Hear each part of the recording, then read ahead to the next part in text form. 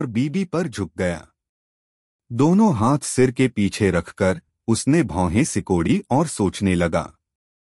SS विवर card थोड़ा जल गया है, जिससे ईशान बहुत सतर्क हो गया है। इसलिए उसने पहले सोचा कि यह व्हाइटबर्ड पायरेट्स के साथ टीच का विश्वासघात है। ईशान केवल इतना जानता है कि टीच समूह से भाग जाएगा जब उसे डार्क फल मिलेगा, लेकिन समस्या यह है कि ईशान को नहीं पता कि उसे यह कब मिलेगा। यही कारण है कि वह किसी भी स्थिति की पुष्टि नहीं कर सकता है। हालांकि जोरो पहले ही समुद्र में जा चुका है, जिसका मतलब है कि 1 साल से भी कम समय में ललित भी एक समुद्री डाकू के रूप में द्वीप छोड़ देगा। इस समय तक टीच को पहले ही कार्रवाई कर लेनी चाहिए थी, वरना बात और बिगड़ने वाली थी। क्या ऐसा हो सकता है कि टीच ने पहले ही थैच को मार दिया था और फल चुरा लिया था, इसलिए एसएस विवर कार्ड थोड़ा जल गया था? ईशान ने साबो से ग्रैंड लाइन की खबर पूछने को कहा क्योंकि उसे लगा कि यह बहुत संभव है। उसे इसकी पुष्टि करनी होगी। हालांकि ईशान को इक्के के विवर कार्ड पर लगे निशानों ने थोड़ा उलझन में डाल दिया। अगर उसे ठीक से याद है तो इक्के का कागज इस समय खराब नहीं होना चाहिए था। यह तब होना चाहिए था जब वह ब्लैकबियर्ड से हार जाता और फिर मरीन के हवाले कर दिया जाता। अभी जो हो रहा है वह बेतुका है। या फिर आरव को कुछ अप्रत्याशित समस्याओं का सामना करना पड़ा। ईशान जितना ज्यादा इस बारे में सोचता गया, उतना ही ज्यादा उलझन में पड़ता गया। फिर उसने अपनी टोपी में छिपा डैन डैन मुशी निकालने का फैसला किया और राघव चौहान से संपर्क करना चाहा। हालांकि उसे इस बात से निराशा हुई कि पता नहीं ऐसा इसलिए था क्योंकि वह नई दुनिया से बहुत दूर था या कुछ और, लेकिन वह ट्रैवोल्टा पर अपने दल से संपर्क नहीं कर पा रहा था। नंबर डायल करने के बाद डैन डैन मुशी सो जाता है। यह एक विशिष्ट नो सिग्नल स्थिति है और ईशान के पास डैन डैन मुशी को वापस रखने के अलावा कोई विकल्प नहीं है। कुछ तो हुआ होगा, ईशान ने सोचा। हॉकिंस की दोनों भविष्यवाणियों में एक संभावित खतरा बताया गया है। यह खतरा धीरे धीरे उभरता दिख रहा है। शायद यह खतरा इक्के विवर कार्ड की असामान्य स्थिति से जुड़ा है। ईशान को अपने फैसले पर पछतावा होने लगा।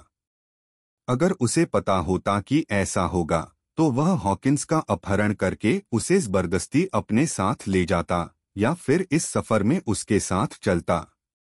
अब ईशान को पता चला कि भविष्य बताने की यह क्षमता भविष्यवाणियों के जरिए बहुत काम आती है।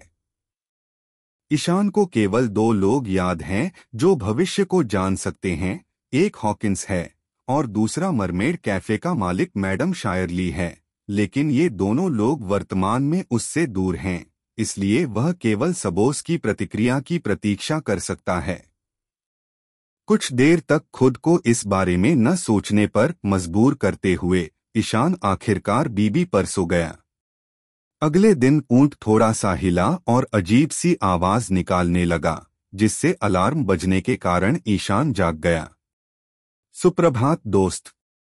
ईशान उठा, अंगड़ाई ली, पानी की थैली निकाली और थोड़ी प्यास बुझाई, फिर उस पर सवार हो गया। ईशान बीबी पर रेगिस्तान में सरपट दौड़ रहा था। यह एहसास होने के बाद कि कुछ बुरा हो सकता है, ईशान ने बस काम निपटाने और नई दुनिया में वापस जाने के बारे में सोचा। अल्बस्ता की राजधानी अल्बर्ना स्वाभाविक रूप से राज्य के मध्य में स्थित है।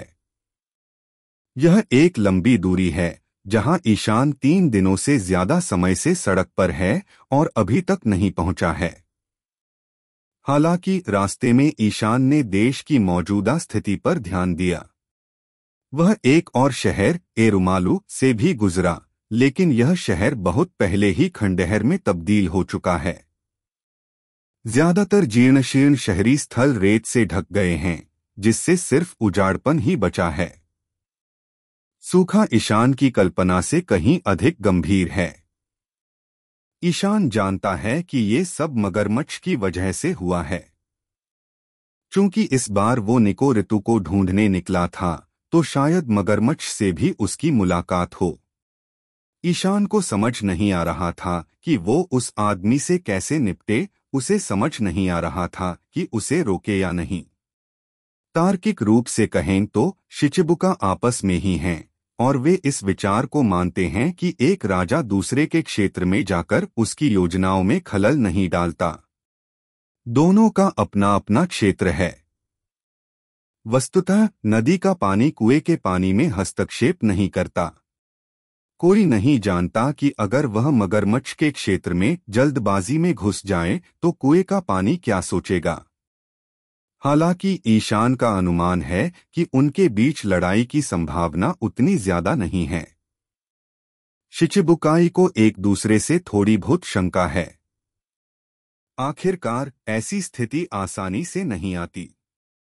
अगर आपसी लड़ाई से दोनों पक्षों को नुकसान पहुंचता है तो वे किसी तरह समझौता करने की कोशिश कर सकते हैं। हालांकि इस मामले में ईशान एक समय में केवल एक ही कदम उठा सकता है। जब वह अलुबारना पहुंचने वाला था तो साबो ने आखिरकार फोन किया और उसने इयान के अनुमान की पुष्टि की। नई दुनिया में व्हाइट बियर्ड पायरेट्स के चौथे कमांडर थैच की मार्शल डी टीच ने हत्या कर दी। हत्या के बाद टीच भाग गया। रिवॉल्यूशनरी आर्मी द्वारा प्राप्त जानकारी के अनुसार टीच ने जो कुछ किया उसके बाद वह न्यू वर्ल्ड में नहीं रुका, क्योंकि व्हाइटबर्ड समुद्री डाकू पहले से ही उसकी तलाश कर रहे थे। यह वही था जिसका ईशान को डर था, जैसा कि अपेक्षित था, लेकिन यह थोड़ा पहले हुआ। लेकिन साबो से मिली खबर के अनुसार ईशान को पता चला कि टीच शांत बेल्ट को पार कर पश्चिम ब्लू बेल्ट में चला गया है। टीच पहले व्हाइट बियर्ड के प्रभाव क्षेत्र से बचना चाहता था, फिर कुछ समय के लिए छिपना चाहता था। आखिर शैतानी फल खाने से उसकी ताकत से परिचित होने में तो समय लगता ही है। और अगर टीच अपनी महत्वाकांक्षा पूरी करना चाहता है तो उसे पहले एक समुद्री डाकू समूह बनाना होगा। इसलिए वह अकेले नहीं जा सकता, यानी उसे कुछ ऐसे साथी ढूंढने होंगे जिनकी नैतिकता और मानसिकता उसके जैसी हो। यह लड़का वेस्ट ब्लू में चला गया, जिससे ईशान को ब्लैक बियर्ड पायरेट्स समूह के एक महत्वपूर्ण सदस्य की याद आई, लाफिट। अगर उसे ठीक से याद है तो क्लासिक काली टॉप हैट और लाल लकड़ी की बेंत वाला यह आदमी, जो थोड़ा डरपोक सा दिखता है, वेस्ट ब्लू से लगता है और वहां शेरिफ के तौर पर काम करता था। चूंकि टीच उस इलाके में भाग गया है, इसलिए वह जिस पहले साथी को भर्ती करने में कामयाब हुआ वह है लैफिट। उसे डर था कि टीच ग्रैंड लाइन में वापस नहीं आ पाएगा जब तक कि वह उसकी शक्ति से परिचित नहीं हो जाता और कुछ उग्र साथियों जैसे स्नाइपर, वैन ऑगुर और डॉग क्यू को भर्ती नहीं कर लेता। तब वह ग्रैंड लाइन में वापस आ सकेगा। सबोस की जानकारी के अनुसार टीच वेस्ट ब्लू गए थे और उनके निशानों का पता लगाकर उन्हें वहीं ढूंढ लिया गया। बहुत से लोगों को अभी भी इस मामले के बारे में पता नहीं था। साबो का एक और मैसेज आया जिसमें आरव का भी जिक्र था। वो सच में टीच को ढूंढने अकेला ही निकला था। ईशान ने अपनी उंगली हवा में हिलानी शुरू कर दी। टीच का शिकार करते हुए आरव को ढूंढना इतना आसान नहीं होगा। इस तलाश की प्रक्रिया शायद लंबे समय तक चलेगी, कम से कम आधे साल से ज्यादा, क्योंकि आरव अकेला था और उसके पास कोई खुफिया जानकारी नहीं थी। ज्यादातर समय वह उस चालाक आदमी के पीछे ही मंडराता रहता है। शुक्र है, अभी भी समय है। यह सोचकर ईशान राहत की सांस लिए बिना नहीं रह सका। 2 दिन बाद ईशान अंततः अलुबरना की परिधि तक पहुंच गया। जब वह वहां पहुंचा तो पीली रेत की पहाड़ियों का दृश्य गायब हो गया था, बल्कि धीरे धीरे वह समृद्ध होता जा रहा था। अल्बस्ता में लगातार सूखा पड़ा है, लेकिन अलबरना में ऐसा नहीं था। यह शहर एक मरुद्यान पर बसा था, इसलिए यह एक हराभरा इलाका था।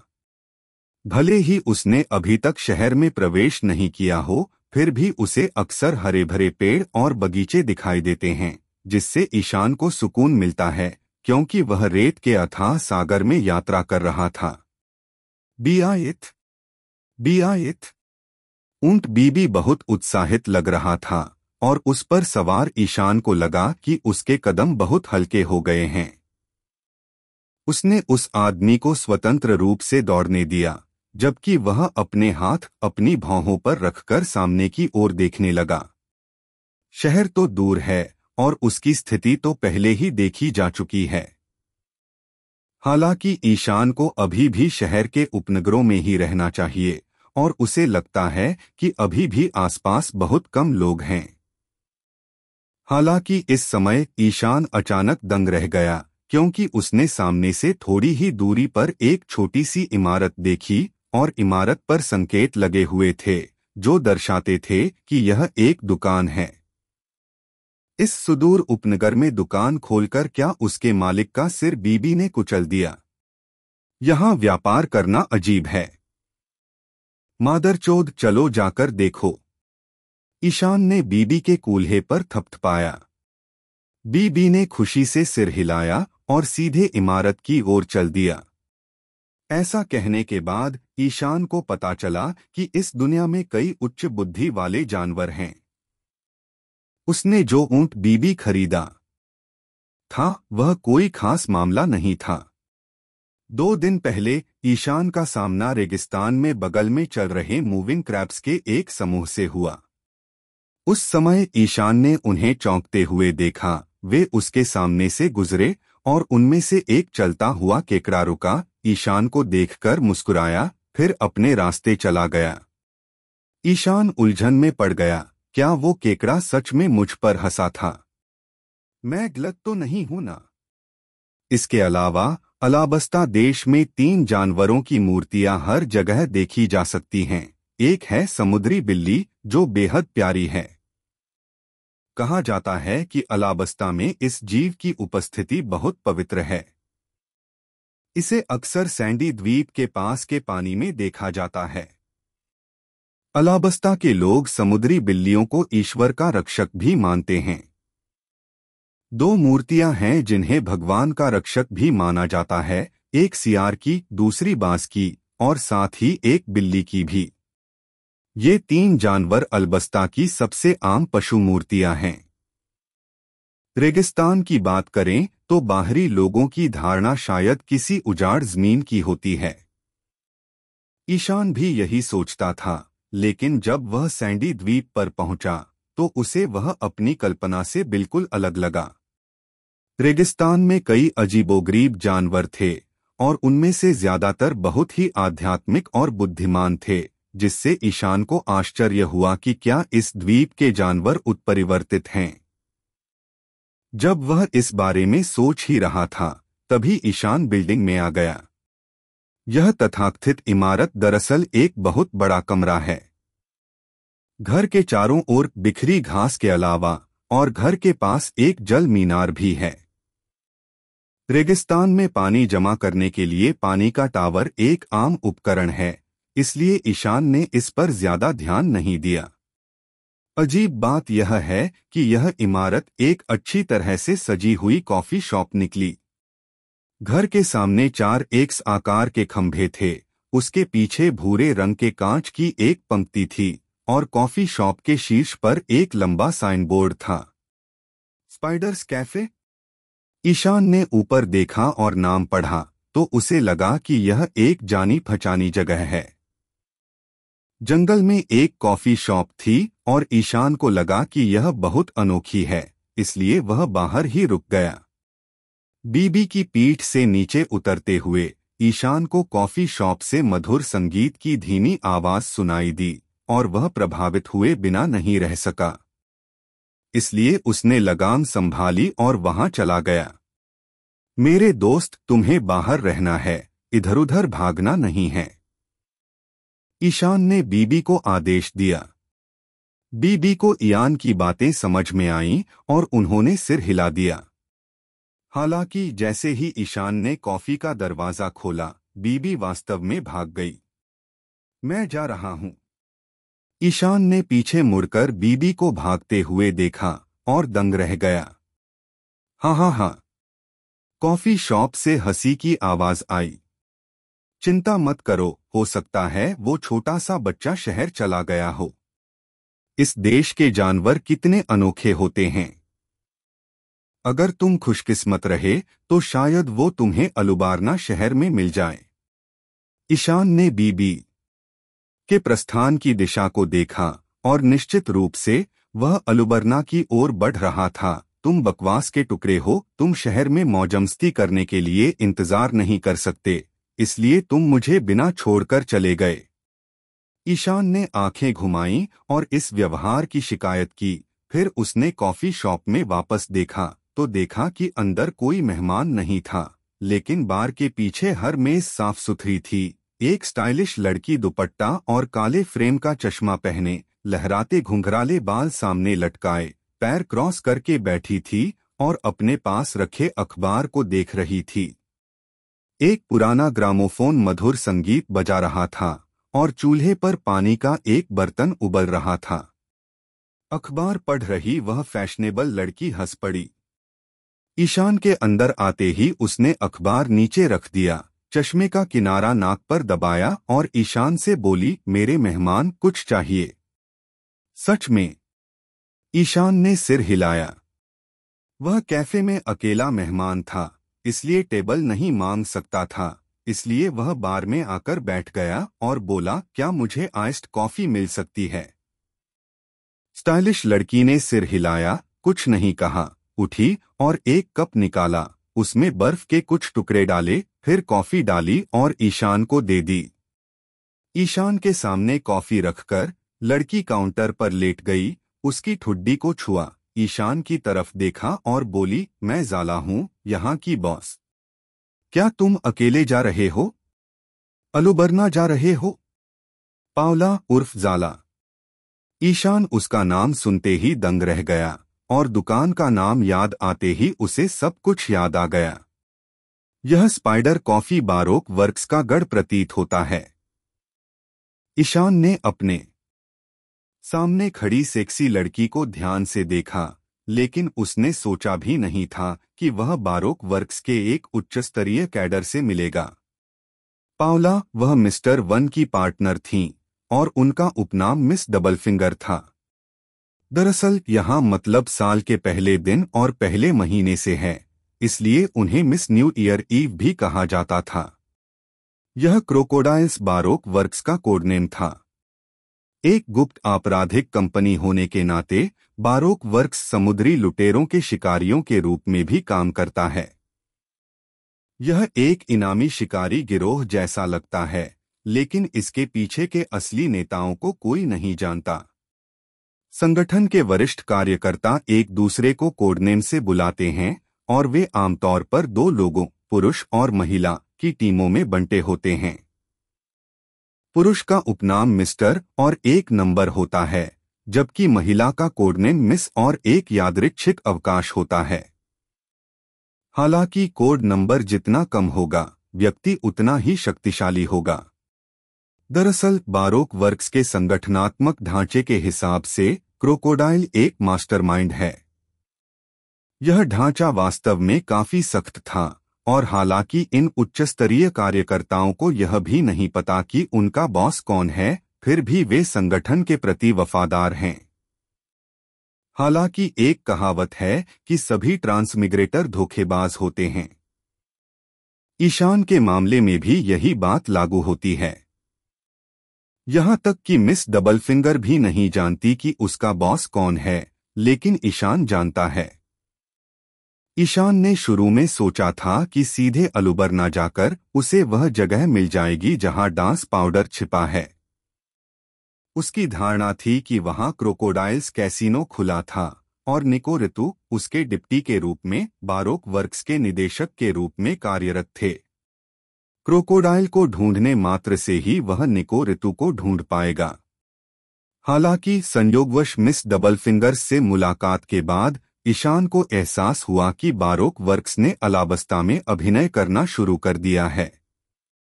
पावला ने यहीं कॉफी शॉप खोली है, इसलिए इसे संपर्क सूत्र के तौर पर इस्तेमाल किया जाना चाहिए। तो क्या दूसरे वरिष्ठ कार्यकर्ता भी यहां आने चाहिए? छोटे भाई, तुम बोल क्यों नहीं रहे? पाउला ने देखा कि ईशान उसे देखकर थोड़ा विचलित हो रहा था, इसलिए उसने आकर्षक मुस्कान दी, अपनी उंगलियां फैलाईं, धीरे से ईयान की ठुड्डी उठाई, सांस छोड़ी और खिलखिलाकर बोली, या तुम मुझ पर मोहित हो नौजवान? पाउला वाकई खूबसूरत लग रही हैं। अगर वो सच में कॉफी शॉप की मालकिन हैं, तो ईशान को उनसे बात करने में कोई दिक्कत नहीं होगी, लेकिन ईशान जो उनकी पहचान जानता है, उसके लिए ये अलग बात है। तो ईशान थोड़ा पीछे लेट गया, उसकी उंगलियों से दूर हो गया, फिर उसकी छाती की ओर इशारा करते हुए बोला, अरे सुंदरी, तुम्हारा कुशन गिर गया है। पाउला की ड्रेस बहुत खूबसूरत थी, वो फूलों वाली ड्रेस थी और उसकी छाती काफी उभरी हुई थी। उसने बस बार पर क्लब किया और ईशान के सामने चली गई। मिस्टर वन की पार्टनर होने के नाते वह चीफ ऑफ स्टाफ के बाद दूसरे नंबर पर है, फिर भी वह इतनी दूरदराज जगह पर थी और कई दिनों तक उसकी दुकान में ज्यादा लोग नहीं आएंगे। तो जाहिर है व्यापार करना ही काफी नहीं होगा, लेकिन इस जगह का इस्तेमाल संपर्क सूत्र के तौर पर किया गया। उचित ही था, इसलिए पाउला यहीं से इंटरनल संचार बनाए रख रही है। जहां तक ईशान के बारे में उसकी बात है, वह जानबूझकर ऐसा कर रही थी। ऐसे किसी युवक का उसके दरवाजे पर दस्तक देना दुर्लभ है, इसलिए वह थोड़ा खेलना और मजे करना चाहती थी। लेकिन अचानक ईयान के शब्दों ने उसे 10,000 अंकों की गंभीर क्षति पहुंचा दी। पाउला ने जल्दी से अपना हाथ वापस खींचकर अपनी छाती को ढक लिया, लेकिन इस स्पर्श से उसने पाया कि कुशन ब्रा पैड बाहर नहीं गिरा जैसा कि ईशान ने कहा था। तो उसे एहसास हुआ कि वह मूर्ख थी। याहू! पाउला ने ईशान को घूरते हुए अपने दांत पीस लिए, फिर अपनी बाहें मोड़ लीं और व्यंग्यात्मक लहजे में बोली, मैं तुम्हारे जैसे ग्राहकों को समझ नहीं सकती नौजवान, तुम्हारे लिए मुसीबत में पड़ना बहुत आसान है। हाँ? ईशान को कोई फर्क नहीं पड़ा। उसे पाउला को छेड़ने और जल्दी जल्दी उसकी ब्रा चेक करने पर मजा आ रहा था। उसने यूं ही कह दिया, लेकिन पाउला की हरकत देखकर लगता है कि क्या उसने सच में पैडिंग पहनी है। हालांकि वह इस मुद्दे पर ज्यादा गहराई से नहीं जाना चाहता था। कॉफी उठाकर एक घूंट लेने के बाद उसने बात शुरू की, दरअसल मैं अलुबारना में बारोक वर्क्स नाम की एक एजेंसी ढूंढने आया था। जब ईशान ने यह कहा तो वह पाउला को देखता ही रह गया। हालांकि उसे उम्मीद नहीं थी कि उस महिला के चेहरे के भाव नहीं बदले और न ही उसने कोई आश्चर्यजनक प्रतिक्रिया दी। जब उसने बारोक वर्क्स नाम सुना तो उस पर कोई असर नहीं पड़ा। उसने ठंडे स्वर में हाथ जोड़कर कहा, क्या आप जानकारी ढूंढ रहे हैं?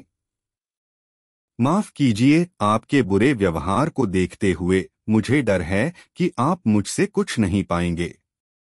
पब, कॉफी शॉप या कोई भी जगह है, उन्हें आमतौर पर कुछ जानकारी के लिए पैसे मिलते ही हैं। आखिरकार ये जगहें रोजाना ढेरों ग्राहकों से संपर्क करती हैं। जब मेहमान बातचीत करते हैं तो अक्सर कुछ बातें ध्यान देने लायक होती हैं। दरअसल पाउला अपनी दुकान में कभी कभार ऐसा धंधा करती रही है और वह काफी पैसे लेती है। इसलिए ईशान की बात सुनकर उसे लगा कि ईशान उससे जानकारी खरीदना चाहता है। लेकिन यह मत कहिए कि मैं आपके मजाक के कारण आपको नहीं बताऊंगी। वह अच्छी तरह जानती है कि वह किस बारे में पूछताछ कर रहा है, जो कि उसका संगठन है, तो वह ऐसी जानकारी किसी अजनबी को कैसे बेच सकती है। उसकी बात सुनकर ईशान को कोई आश्चर्य नहीं हुआ, बस मुस्कुराया और बोला, सच में?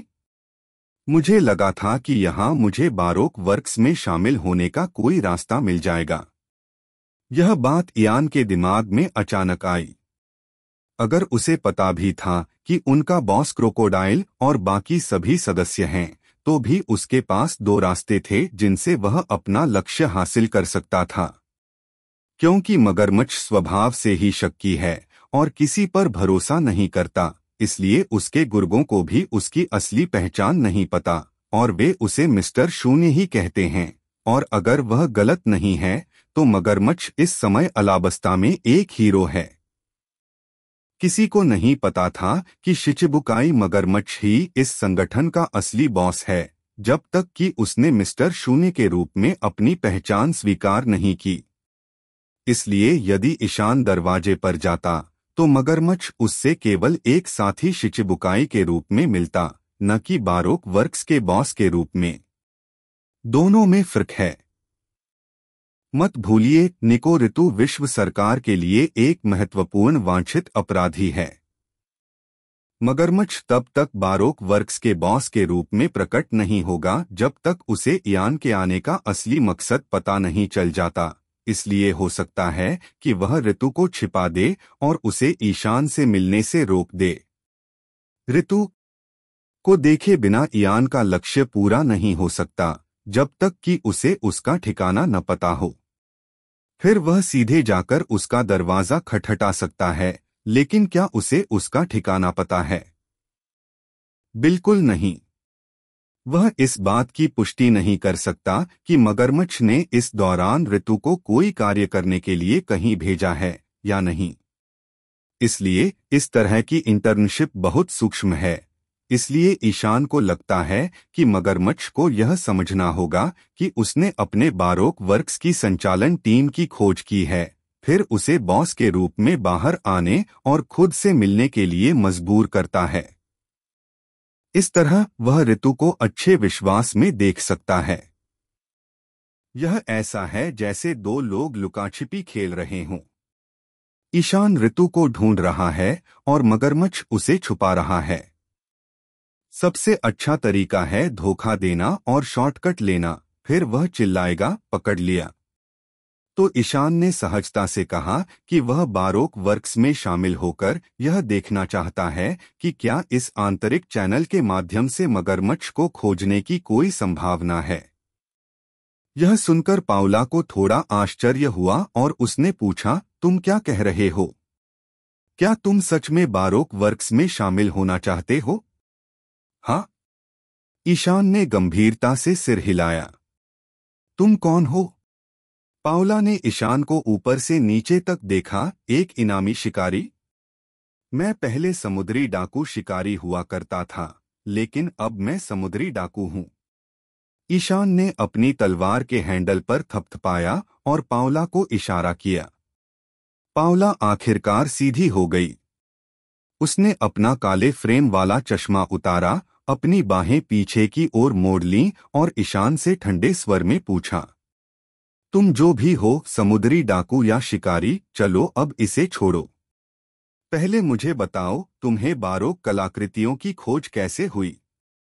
अल्बस्ता में बहुत से लोग बारोक वर्क्स के बारे में जानते हैं। इतना बड़ा संगठन अपने सारे निशान छिपा नहीं सकता, लेकिन पाउला फिर भी यह जानना चाहती है कि ईशान को उनके अस्तित्व के बारे में कहां से पता चला।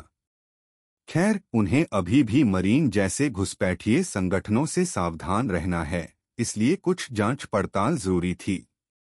मुझे कैसे पता चला? ईशान ने नजर घुमाकर कहा, मैंने यहाँ एक आदमी को मार डाला था और मरने से पहले उसने मुझे धमकी दी थी कि अगर मैंने बारोक वर्क्स को भड़काने की हिम्मत की तो मैं बुरी तरह मरूंगा। पाउला ने उपहास करते हुए कहा, वास्तव में बारोक वर्क्स के खिलाफ जाने का आप में अद्भुत साहस है। नहीं। ईशान ने हाथ फैलाकर कंधे उचका दिए। मैं कायर हूं। उनके बदले के डर से मैं उनके साथ शामिल होना चाहता था ताकि हमारे बीच कोई परेशानी न हो। क्या मैं सही हूं? पाउला कुछ देर के लिए अवाक रह गई। कितना अजीब कारण है। हालांकि बारोक वर्क्स का संगठन वाकई काफी बड़ा था। अधिकारी एजेंटों के अलावा लाखों और अरबों लोग भी थे। जो समुद्री डाकू उनसे जुड़ने आते हैं, उन्हें आम तौर पर इन गुर्गों में शामिल कर लिया जाता है। जब तक वे वरिष्ठ कैडरों द्वारा नियंत्रित होते हैं, तब तक जितने ज्यादा गुर्गों की जरूरत होती है उतना ही बेहतर होता है। यही सोचकर पाउला ने एक बिजनेस कार्ड निकाला और ईशान को देते हुए कहा, अच्छा, यह बिजनेस कार्ड लो और इसमें लिखे व्यक्ति को खोजो। वह तुम्हें बताएगा कि बारोक वर्क्स में कैसे शामिल होना है। हालांकि अप्रत्याशित रूप से ईशान ने अपना बिजनेस कार्ड लिया और उसे बिना देखे ही पीछे फेंक दिया। तुम क्या कर रहे हो? पाउला ने गुस्से से मेज पर जोर से पटक दिया। ईशान ने नाक भौं सिकोड़ी, इस बिजनेस कार्ड वाला तो बस एक छोटा सा आदमी है ना? तुम चाहते हो कि मैं नीचे से शुरू करूं? मैं मना करता हूं, मुझ में इतना धैर्य नहीं है। चूंकि मैं बारोक वर्क्स में शामिल हो रहा हूं, इसलिए मैं निश्चित रूप से ऊंचे पद से शुरुआत करने के लिए पर्याप्त मजबूत हूं। तुम तो ज्वाइन करते ही बड़े कैडर बन जाना चाहते हो। पाउला ने ईशान को दिमागी तौर पर विक्षिप्त समझकर उसकी तरफ देखा। पागल हो क्या? क्या मैं नहीं कर सकता? ईशान मुस्कुराया। मैंने सुना है कि बारोक कृतियों में व्यक्ति जितना शक्तिशाली होता है, उसका पद उतना ही ऊंचा होता है। क्या मैं सही हूं या यह सिर्फ कुछ गलत जानकारी थी? हो? पाउला भी मुस्कुराई। तो फिर आपको क्या लगता है, आपकी ताकत आपको कौन सा मुकाम दिला सकती है? ईशान ने अपनी ठोड़ी को छुआ, एक पल सोचा और कहा, मुझे लगता है कि मैं आसानी से राष्ट्रपति बन सकता हूं। पाउला ने अपना मुंह खोला और ईशान की ओर देखा, फिर अचानक हंस पड़ी। उसने हंसी के मारे अपना पेट ढक लिया और कमर सीधी नहीं कर पा रही थी। काफी देर बाद उसने आंखों के आंसू पोंछे और ईशान से कहा, ठीक है छोटे भाई, तुम्हें लगता है कि तुम राष्ट्रपति का पद ले सकते हो, तो चूंकि तुम समुद्री डाकू हो, बताओ तुम्हारा इनाम कितना है? मैं ये कहना नहीं चाहता। ईशान ने सिर हिलाया, मुझे डर है कि ये तुम्हें डरा देगा। तभी कॉफी शॉप के दरवाजे से आवाज आई। ऐसा लगा जैसे किसी ने उसे जोर से धक्का दिया हो और एक बेहद तिरस्कार भरी आवाज गूंज उठी, ऐसी कौन सी चीज है जो उसे डरा रही है? ईशान ने इधर-उधर देखा तो एक आदमी और एक औरत कैफे में आ रहे थे। यह एक लंबा, सांवला, काले नुकीले बालों वाला आदमी था। उसने भूरे रंग का ट्रेंच कोट, गुलाबी क्रेवेट और धूप का चश्मा पहना हुआ था। वहीं दूसरी औरत बहुत प्यारी लग रही थी, उसके हाथ में एक खूबसूरत छाता था। हाँ, ये मिस्टर पांच और मिस वैलेंटाइन हैं। ऐसा लगता है कि यह जगह वाकई बारोक कला का मिलन स्थल है। पाउला, 2 कप कॉफी बनाओ। मिस वैलेंटाइन अंदर आते हुए बोली और मिस्टर पांच घृणा से ईशान को देख रहे थे। वह पास आया, बार पर हाथ रखा और ईशान की तरफ झुका। छोटे भाई, तुम अभी बात कर रहे थे? पाउला ने कॉफी डालते हुए मुस्कुराते हुए कहा, हाँ। इस नौजवान ने कहा था कि उसका इनाम मुझे डरा देगा और अब मैं कांप रही हूं। इस तरह मुस्कुराते हुए पाउला ने अपनी छाती थपथपाकर डरने का नाटक किया। एक समुद्री डाकू? मिस्टर पांच ने अपने नथुने खोदने शुरू कर दिए और ईशान से कहा, बच्चे, मुझे तुम्हारे इनाम की परवाह नहीं है, अब कृपया चले जाओ, हमारे पास बातें करने के लिए कुछ है। ईशान ने सिर उठाकर उसकी तरफ देखा, लेकिन अचानक उसकी नजर उस आदमी पर पड़ गई जो नाक खुजा रहा था। उसे उल्टी सी होने लगी और उसने बेचैनी से हाथ हिलाया, चले जाओ। मैं यहाँ पी रहा हूँ, कहीं और जाकर नाक खुजाओ। सच कहूँ तो ईशान कभी कभी बहुत थका हुआ महसूस करता है। इस रेगिस्तानी इलाके में अगर वह सिर पर स्कार्फ न पहने और उसे कसकर न लपेटे तो उसे आसानी से धूप से झुलसना पड़ सकता है, लेकिन स्कार्फ के साथ उसका रूप रंग आम स्थानीय लोगों से अलग नहीं होता। इसलिए कोई नहीं बता सकता कि सामने वाला कैसा दिखता है या उसके हाव भाव क्या हैं। बिल्कुल रेगिस्तानी डाकुओं द्वारा हमला किए गए कारवां की तरह। और मिस्टर 5 के साथ भी यही हुआ। ईशान नई दुनिया से लौटा है और उसकी नजर ऊंची थी। तो मिस्टर 5 जैसे आदमी के लिए अलाबस्ता में उसकी कुछ ताकत हो सकती है, लेकिन ईयान की नजर में वह उन रेगिस्तानी लुटेरों से अलग नहीं है। लेकिन इस घिनौने आदमी को अभी भी समझ नहीं आया। ईशान की बात सुनकर वह भड़क गया। उसने अपनी नाक से एक बूगर निकाला, अपना हाथ ईयान के चेहरे के सामने किया और फिर उसे उसके कप में गिरा दिया। फिर धमाका, ईशान फट पड़ा। यदि किसी ने इसके लिए नहीं कहा होता तो उसे परेशानी नहीं होती। और यह हमेशा मिस्टर 5 जैसे लोगों के साथ होता है। जब उसका बूगर कप में गिर गया तो ईशान पहले ही उठ खड़ा हुआ था। उसने अपना सिर पकड़ा और पूरी ताकत से उसे बार पर पटक दिया। धमाका। मिस्टर 5 को कुछ भी कहने का मौका नहीं मिला और उनका चेहरा बार के पास पहुंच चुका था। इस अचानक हरकत से लकड़ी का काउंटर चकनाचूर हो गया। ईशान इतना गुस्से में था कि अपनी ताकत पर काबू नहीं रख पा रहा था। उसने बार तोड़ दिया और मिस्टर 5 का पूरा शरीर जमीन पर दबा दिया। इस अचानक कदम से मिस वैलेंटाइन को झटका लगा और पाउला टूटे हुए मंच को देखकर चौंक गई, जिससे वह पीछे हट गई। उसे जमीन पर गिराने के बाद भी ईशान गुस्से में था। उसने मिस्टर 5 के सिर पर बार बार पैर पटका और डांटा, चलो साफ-सफाई की बात नहीं करते, पर चलो तुम्हें कुछ शिष्टाचार सिखाता हूँ, घटिया कमीने। उनके बगल में मिस वैलेंटाइन अपने होश में आईं, चीखीं और जल्दी से ईशान को दूर खींचना चाहती थीं, जो पूरी तरह से एक अवचेतन प्रतिक्रिया थी। लेकिन वो ईशान को कैसे खींच सकती थी जो इस वक्त उबल रहा था। ये देखकर कि वो उस आदमी को हिला नहीं सकती, उसने लड़ने का फैसला किया और अपनी अनोखी क्षमता का इस्तेमाल ईशान पर करने के लिए उछल पड़ी, जो एक आसान निशाना लग रहा था, और स्थिर रहकर मिस्टर 5 पर पैर रख दिया। मिस वैलेंटाइन को उछलते देख ईशान को तुरंत पता चल गया कि वह क्या करना चाहती है, और उसने अपने दाहिने हाथ से सेनबोन जाकुरा को जोर से खींच लिया और उसे उसकी दिशा में लहरा दिया। वश झूलते ही तेज हवा का दबाव बना, जो फिर तेज ब्लेडों में बदल गया, जिससे उसके कपड़े फट गए और उसे हल्की खरोंचें आईं। हवा में ही मिस वैलेंटाइन आश्चर्य से चीख पड़ी, जल्दी से अपना छाता फेंक दिया और अपने शरीर के उन हिस्सों को दोनों हाथों से ढक लिया जिनसे तेज रोशनी निकल रही थी। औरत होने की खातिर ईशान ने उस पर दया दिखाई। उसकी तलवार उसे नहीं काटती, बस हवा के दबाव ने उसे सबक सिखाया। जब वह जमीन पर पहुंची तो ईयान के हाथ में सेनबोन जाकुरा की नोक सीधे उसकी आंखों के बीच रखी गई। तब ईशान ने उसे ठंडे जानलेवा लहजे में कहा, बेहतर होगा कि तुम हिलो मत। वैलेंटाइन का पूरा शरीर कांप रहा था। लड़के की आंखों में ठंडी नजर ने उसे डर का एक मजबूत एहसास दिया और वह बोलना भूल गई। तभी बार के पीछे खड़ी पाउला भी बाहर कूद पड़ी और ईशान पर हमला कर दिया।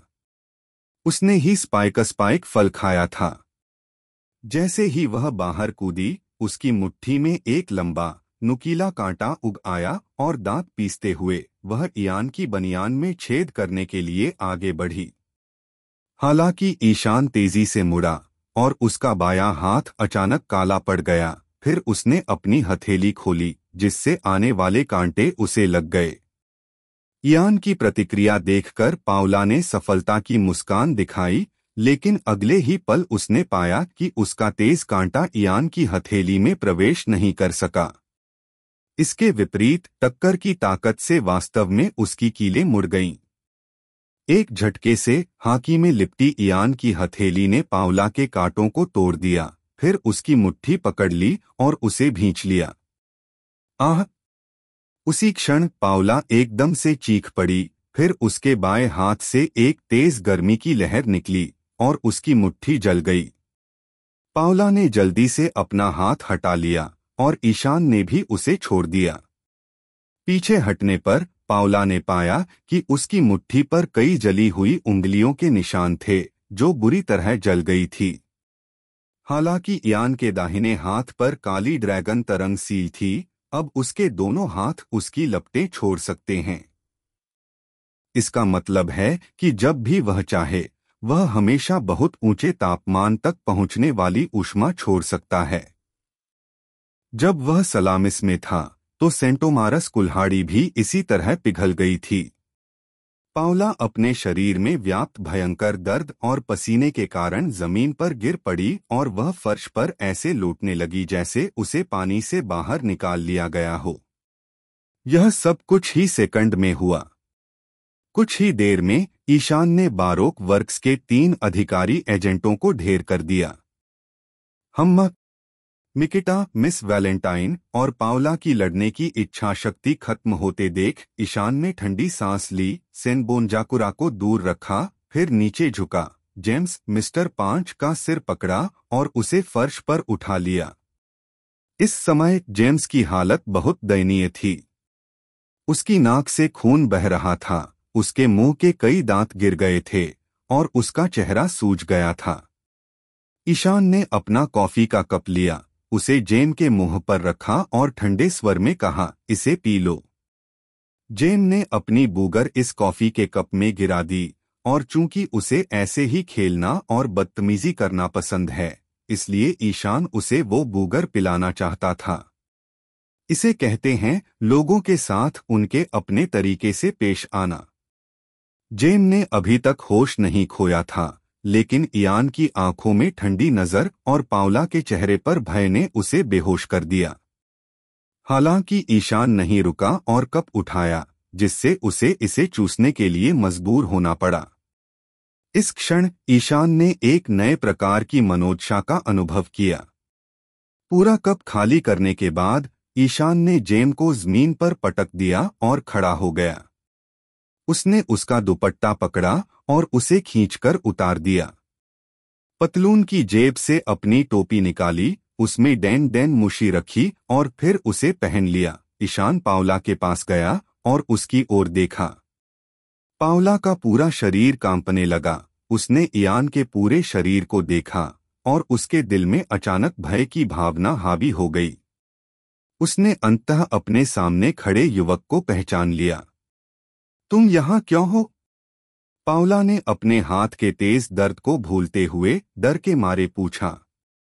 ईशान ने उसे कोई जवाब नहीं दिया, आह भरी और वापस पूछा, आप बारोक वर्क्स में एक उच्च रैंक वाले एजेंट हैं, है ना?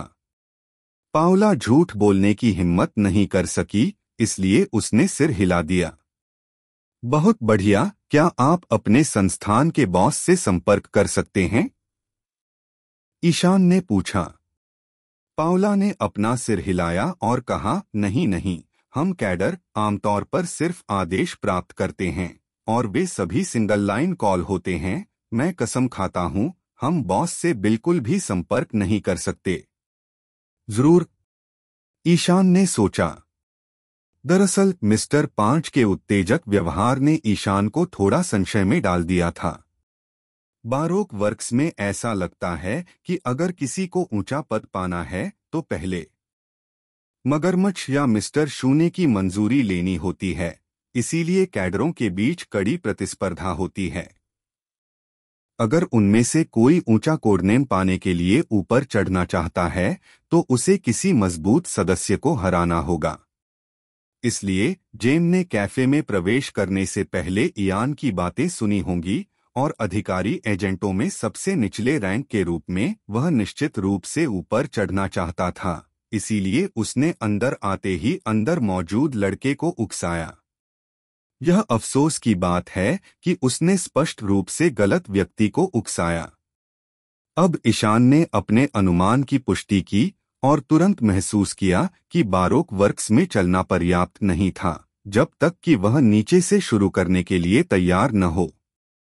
इस बारे में सोचने के बाद ईशान ने पावला से पूछा, अच्छा, अगर आप कार्यकर्ताओं के साथ कुछ होता है तो आपके अध्यक्ष को पता होना चाहिए। खैर, मुझे तो बस इतना पता है कि मिस्टर 13 जैसे ही यहाँ आएंगे बॉस को खबर कर देंगे। पाउला ने कबूल किया। यह एक समर्पित खुफिया अधिकारी है जो बॉस के लिए संदेशवाहक का काम करता है। ईशान, मिस्टर 13? वह एक उद्बिलाव है, वह अनलकीज का एक हिस्सा है, पाउला ने बताया। क्या तुम उस आदमी की बात कर रहे हो? ईशान ने पाउला के पीछे इशारा किया। पाउला ने अपना सिर घुमाया और खिड़की पर दो जानवरों को बैठे हुए पाया। एक ऊदबिलाव था जिसने धूप का चश्मा और गोल धब्बेदार कपड़े पहने हुए थे, जबकि दूसरा एक गिद्ध था जिसने लाल फूलों और काले चश्मे से सजी पीली एविएटर टोपी पहन रखी थी। मिस्टर 13? Miss Friday? पाउला आश्चर्य से चिल्लाई। लगता है ये दोनों अभी अभी आए हैं। ईशान को अपनी ओर देखते देख ऊदबिलाव ने पेंटिंग बोर्ड और पेन निकाला और फिर चित्र बनाने लगा।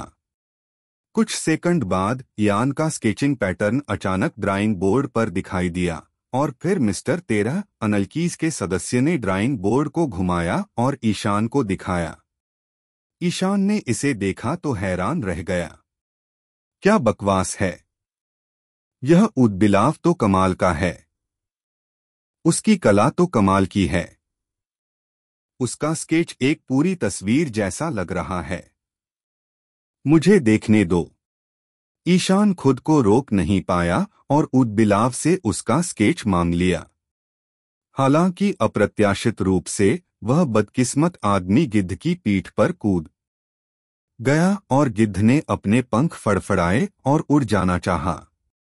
अलाबस्तास प्रजाति के जानवरों ऊंट बीबी के साथ अपने पिछले अनुभव से ईशान ने पुष्टि की कि ये प्रजातियां काफी बुद्धिमान होती हैं। लेकिन ईशान उन्हें ऐसे कैसे जाने दे सकते थे? एक चिंगारी के साथ ईशान ने अपने हाथ में एक विद्युत चाप इकट्ठा किया, फिर हिंसक रूप से एक बिजली का प्रक्षेपास्त्र उस गिद्ध की दिशा में छोड़ा जो उड़ना चाहता था। बिजली गिरने से सीधे कॉफी शॉप की दीवार टूट गई, जिससे एक बड़ा छेद हो गया और फिर गिद्ध उड़ गया। हवा में बदकिस्मत लोग मूर्खता से बिजली को आकाश में गायब होते हुए देखते रहे, फिर धीरे से अपना सिर घुमाया और बड़े छेद से नीचे ईशान को देखा। ईशान ने सामने जमीन की ओर इशारा किया और मुस्कुराते हुए उन दोनों को देखा। उसके चेहरे के भाव साफ कह रहे थे कि अगर तुम दोनों जिंदा नहीं जलना चाहते तो खुशी खुशी नीचे आ जाओ। ऐसा भाव देखकर दोनों साथी आगे बढ़ना बंद कर दिए, फिर माथे पर ठंडा पसीना लिए नीचे उतर गए। उतरने के बाद मिस फ्राइडे और मिस्टर 13 ने अपने पंजे रगड़े और ईशान को प्रणाम किया, मानो वे कह रहे हों, मास्टर, क्या आप हमें कुछ बताना चाहते हैं? ईशान चुपचाप उन लोगों को देख रहा था और समझ नहीं पा रहा था कि क्या कहे। क्या ये सचमुच घुटने टेक रहे हैं? पाउला और मिस वैलेंटाइन ने अनलकीज को कई बार देखा है और ये दोनों संगठन अध्यक्ष के प्रतिनिधि कहे जा सकते हैं। जब वे आमतौर पर दिखाई देते हैं तो वे बहुत ही निडर दिखते हैं, यहाँ तक कि उच्चस्तरीय कार्यकर्ता भी उन्हें उकसाने की हिम्मत नहीं करते, और अब अप्रत्याशित रूप से वे अपने नए बॉस के आदेश का इंतजार करते दिख रहे हैं। आप एक ऊदबिलाव हैं, पालतू कुत्ता नहीं, है ना? ईशान ने अपना हाथ बढ़ाकर ऊदबिलाव के सामने रख दिया। ऊदबिलाव एक पल के लिए स्तब्ध रह गया, फिर उसने झट से ड्राइंग बोर्ड निकाला और ईशान को थमा दिया। ईशान ने उसे लिया और पाया कि उसका बनाया हुआ चित्र वाकई बहुत सुंदर था। हालांकि उसने चित्र को फाड़ा नहीं, बल्कि ऊदबिलाव का ब्रश उठाया और चित्र के बगल में एक वाक्य लिख दिया। उसके बाद उसने ड्राइंग बोर्ड उस बदकिस्मत आदमी को देते हुए कहा, यह स्केच अपने बॉस को दे दो। सुन रहे हो? मिस्टर 13 ने जल्दी से सिर हिलाया। फिर मिस फ्राइडे की पीठ पर चढ़ गए, ईशान को ध्यान से देखा और फिर दोनों फिर से उड़ गए। और अब जब यह सब हो गया तो ईशान ने कैफे में मौजूद 3 लोगों पर एक नजर डाली और फिर बिना कुछ कहे बाहर चला गया। तीनों लोगों की हिम्मत नहीं हुई कि कोई आवाज निकाले, बस ईशान को जाते हुए देखते रहे। उसके थोड़ा और आगे जाने का इंतजार करने के बाद पाउला जोर से चीखी, अपनी दाहिनी मुट्ठी पकड़े हुए दवा की किट ढूंढने के लिए दौड़ी। हालांकि मिस्टर 5 के पास से गुजरते हुए, जो अभी भी जमीन पर लेटा हुआ था, पाउला को अचानक याद आया कि ये सब इसी बेवकूफ की वजह से हुआ है जिसने इस नौजवान के प्याले में अपना बूगर फेंक दिया था। इतनी लापरवाही से क्या हो सकता है? इसलिए जब उसने उसे लेटा हुआ देखा तो उसे बहुत गुस्सा आया। फिर अपनी क्षमता को सक्रिय करते हुए उसके ऊंची एड़ी के जूते की जड़ से अचानक एक नुकीला कांटा निकला और उसने जेम्स के नितंब पर पैर रख दिया। मिस्टर 5 खुद को जगाए बिना नहीं रह सका और जोर जोर से चीखने लगा। धिक्कार है, वो अलाबस्ता में कैसे आ गया? पाउला ने हाथ पर पट्टी बांधते हुए मन ही मन सोचा, क्या अलाबस्ता में कुछ चल रहा है? घटिया जानकारी जल्द से जल्द राष्ट्रपति तक पहुंचनी चाहिए। क्या बदकिस्मत लोग बॉस को खबर देंगे? कैफे से बाहर निकलने